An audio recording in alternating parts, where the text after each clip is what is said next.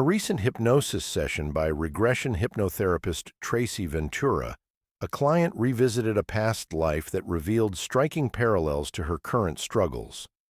As a teenager in that lifetime, she lived with a distant, angry father and a nurturing mother and sister. While her father's absence spared her his volatility, his rare appearances cast a shadow over an otherwise idyllic childhood. When tragedy struck, her mother and sister died of the same illness. Her grief consumed her. At her father's remarriage, she chose misery over joy, believing happiness would dishonor their memory. By the end of that life, she was an isolated, bitter old woman who'd rejected love and opportunity. Her higher self admitted, "We forced her to return. She didn't choose these parents. She needs to learn to choose happiness." This mirrors Dolores Cannon's famous analogy. Earth is a school where souls repeat grades until they pass. As Cannon stated, "You can't graduate until you have been absolutely everything. You can't skip a grade, but you can repeat one."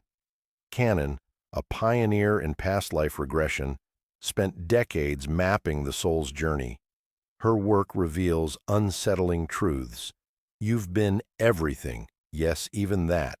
Souls must experience every role, oppressor and oppressed, tyrant and martyr, parent and orphan, to graduate.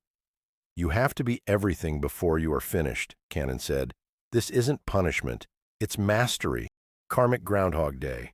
Souls stuck in cycles repeat lifetimes with the same cast, swapping roles, mother-daughter, abuser, victim, but not patterns.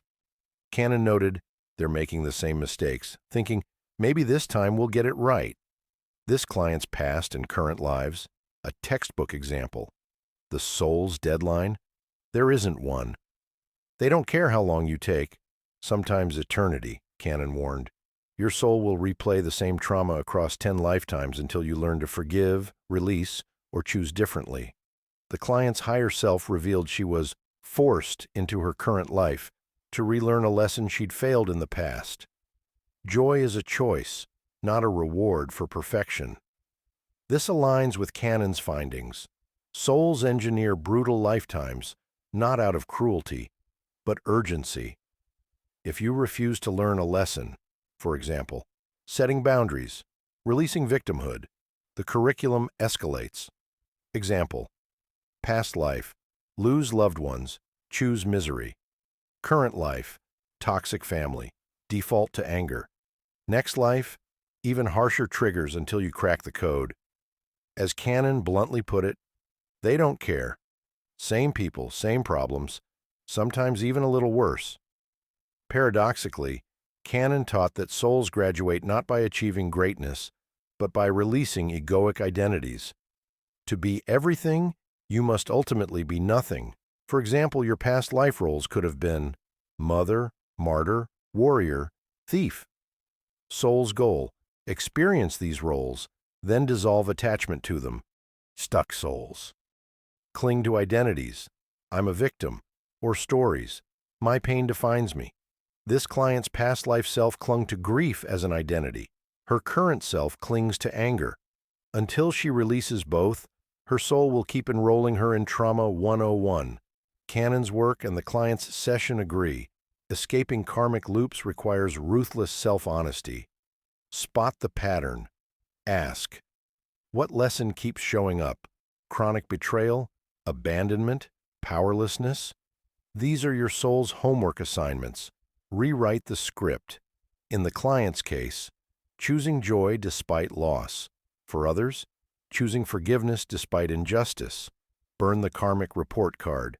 Cannon called unresolved karma baggage and garbage. Letting go isn't spiritual, it's survival. As she said, "Do you want to take eternity or get it over with?" Complaining about Earth's brutality misses the point. As Cannon explained, this planet is the universe's most advanced training ground precisely because it's chaotic.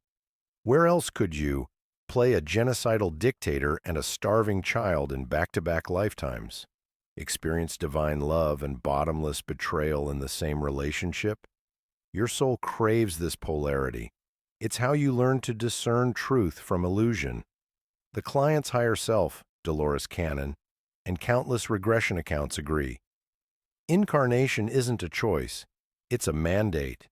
Your soul enrolled you here because Earth's chaos is the fastest way to shatter illusions. For example, happiness requires perfect conditions. Transcend duality. For example, I am my body, my trauma, my story. Remember what you are, a soul here to experience, not fix, the mess. So the next time you think, I'd never volunteer for this hellscape, remember you didn't, your soul did, and it's not letting you quit until you graduate. Why this mindset changes everything. It's liberating. Blaming your circumstances or your soul's bad planning keeps you stuck. Claiming your power to respond breaks the cycle. It's how souls level up. Your soul didn't send you here to win a perfect life.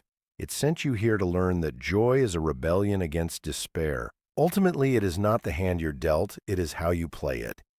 Even in a rigged game, your attitude is the wild card. As the client learned, you can't control who lives, dies, or hurts you, but you can control whether you let pain define you. You might not have chosen the game, but you're here. So play fiercely. Play kindly. Play like your soul's evolution depends on it, because it does. After all, the goal isn't to win Earth. It's to leave the table having learned something worth carrying.